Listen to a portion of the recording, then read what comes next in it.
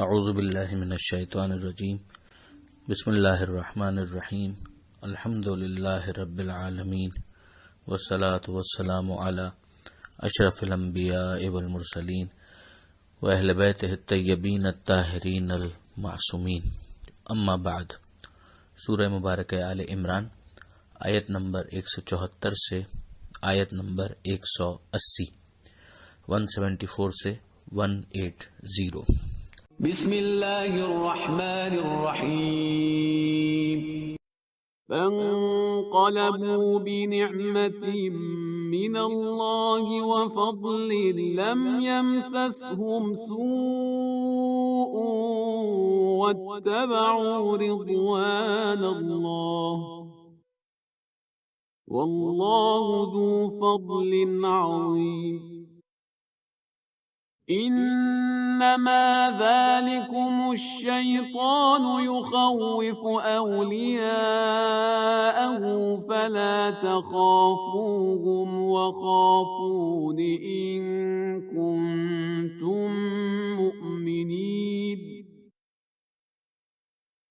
ولا يحزنك الذين يسارعون في الكفر انہم لن یضروا اللہ شیئا یرید اللہ الا یجعل لهم حظا فی الآخرة ولهم عذاب عظیم۔ ان الذين اشتروا الكفر بالإيمان لن يضروا الله شيئا ولهم عذاب أليم۔ ولا يحسبن الذين كفروا أنما نملي لهم خير لأنفسهم انما نملی لهم لیزدادوا اثما ولهم عذاب مہین۔ ما كان الله ليذر المؤمنين على ما أنتم عليه حتى يميز الخبيث من الطيب وما كان الله ليطلعكم على الغيب ولكن الله يجتبي من رسله من يشاء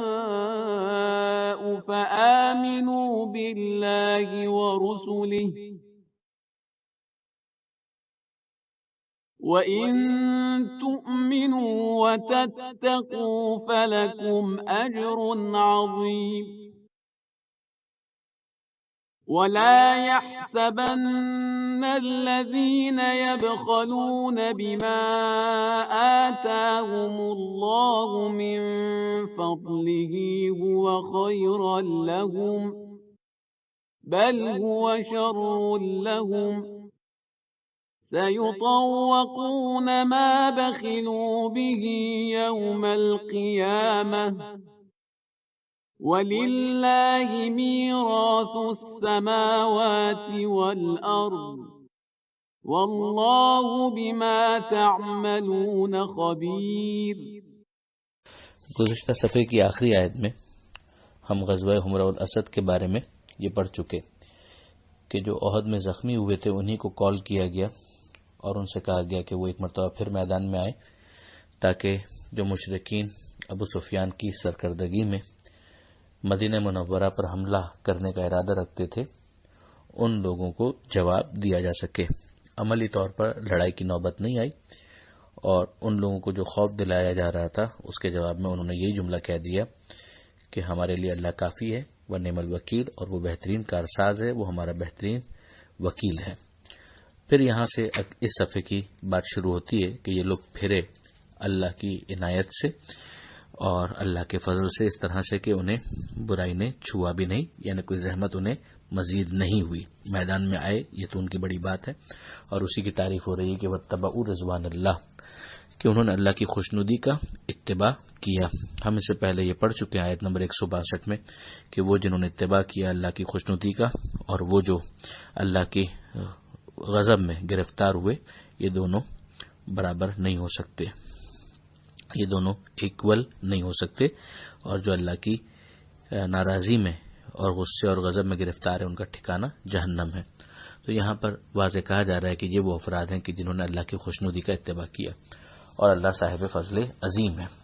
پھر واپس سمجھایا جا رہا ہے کہ اگر تم مومن ہو تو پھر تمہارا طریقہ کار کیا ہونا چاہیے کہ یہ شیطان ہے جو اپنے حوالی موالی جو اس کے ساتھی ہیں ان کو ڈراتا ہے، یعنی جو اس کے کہے میں آتے ہیں، تو اس کا خوف مت کرو اور اس کے ساتھیوں کا خوف مت کرو اور مجھ سے ڈرو، یعنی میرا خوف تمہارے دل میں ہونا چاہیے کہ پروردگار سے بڑھ کر تو کوئی بھی نہیں ہے،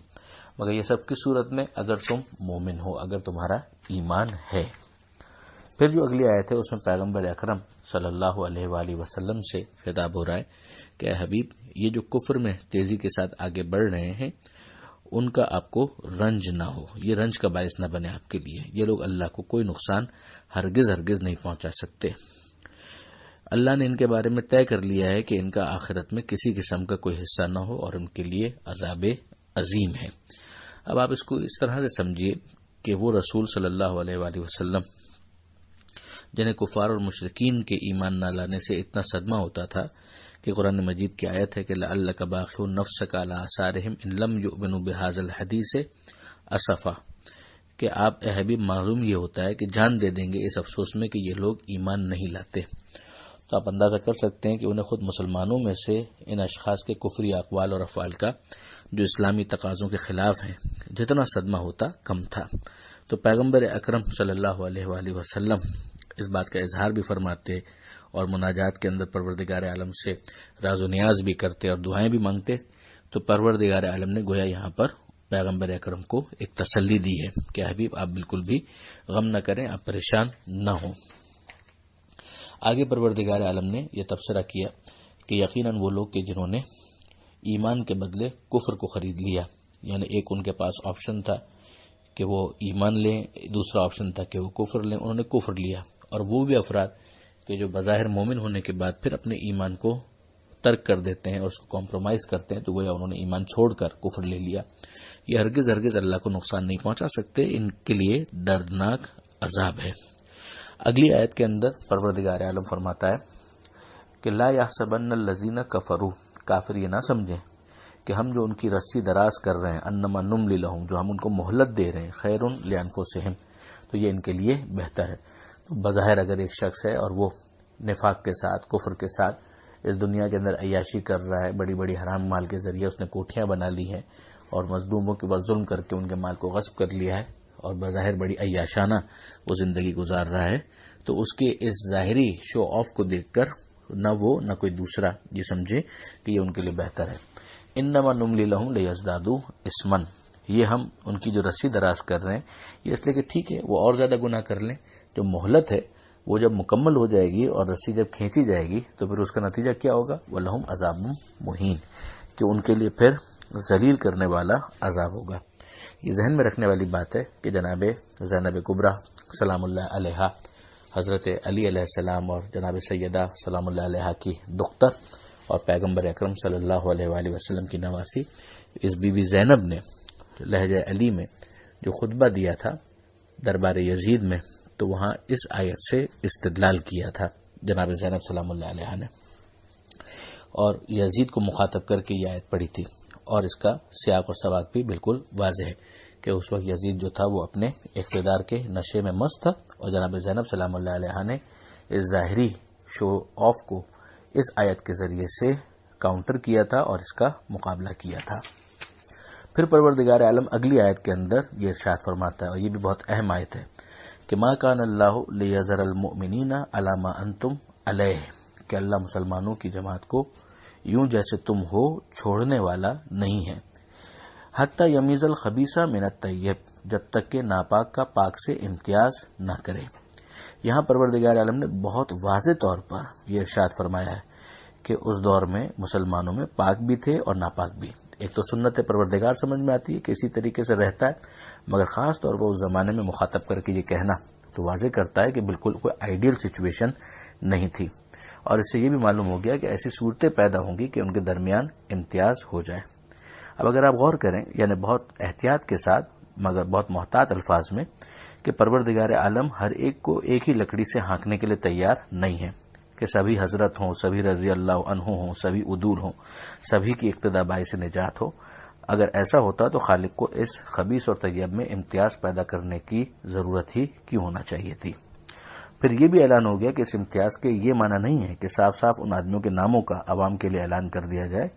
ما کان اللہ لیطلعکم علی الغیب ولکن اللہ یجتبی من رسولہ من یشاء، کہ پروردگار عالم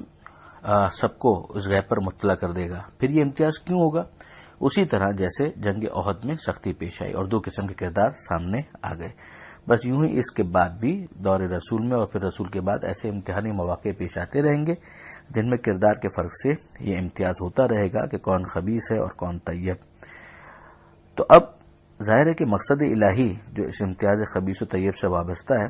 کہ اس کی تکمیل، یعنی یہ غور کرنے والی بات ہے کہ یوں ہو سکتی ہے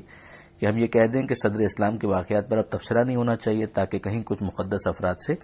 سوء ظن پیدا نہ ہو جائے، یا یوں ہوگی کہ خوب قرآن و سنت اور عقل کی روشنی میں پھٹک پھٹک کر پوری فراخ حوصلگی اور اللہ کی دیوی بصارت و بصیرت کے ساتھ دور اول کے واقعات پر بار بار نظر ڈالی جائے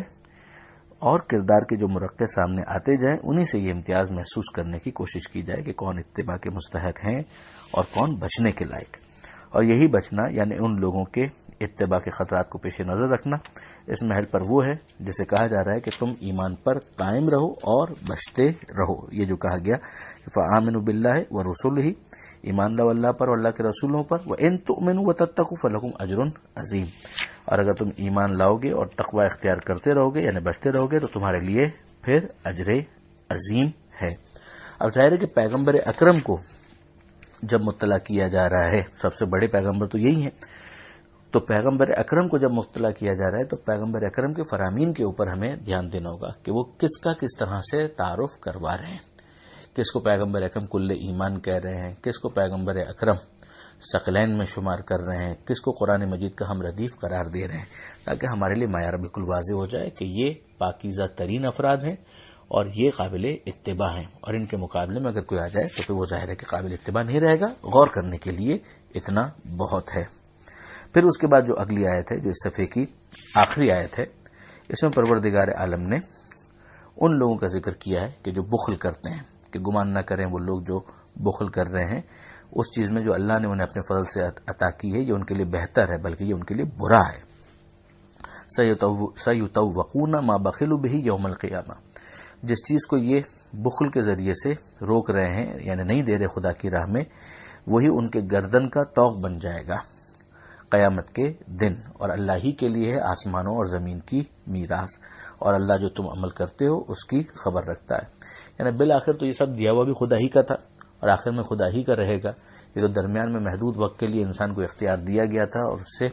مطالبہ کیا گیا تھا کہ اللہ کی راہ میں خرچ کرو، تو اگر وہ خرچ نہ کرے تو پھر ظاہر ہے کہ وہ ثواب سے بھی محروم رہے گا اور یہی اس کے گلے کا طوق بن جائے گا، باقی تو سب ویسے بھی اللہ کا ہے اور اللہ ہی کا رہے گا۔ یہاں پر یہ صفحہ مکمل ہوتا ہے۔ پروردگار عالم سے دعا ہے کہ قرآن سمجھنے اور اس پر عمل کرنے کی توفیق عطا فرما اور وارث قرآن امام زمانہ کے ظہور میں تعجیل فرما۔ وآخر دعوانا ان الحمد للہ رب العالمین، والسلام علیکم ورحمۃ اللہ وبرکاتہ۔